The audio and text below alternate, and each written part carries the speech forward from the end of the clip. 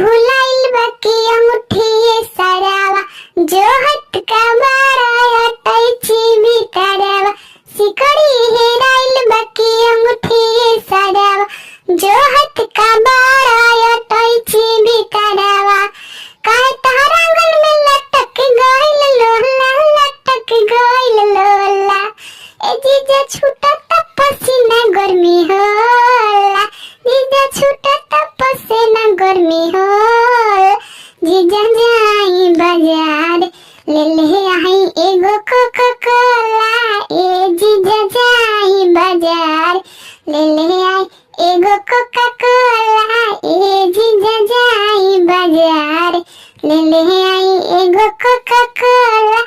ए जीजा जाई बाजार फ्रिज हेराइल बाकी कूलर ए सारा जो हाथ का बारा तू 100 से जगहावा फ्रिज हेराइल बाकी कूलर ए सारा जो हाथ का बारा तू 100 से जगहावा काहे तार चौके पर लटक गइल लोला लटक गइल लोला ए जीजा छूटा पसीना गर्मी होला जीजा जाई बाजार ले आई एगो कोका कोला ए जीजा जाई बाजार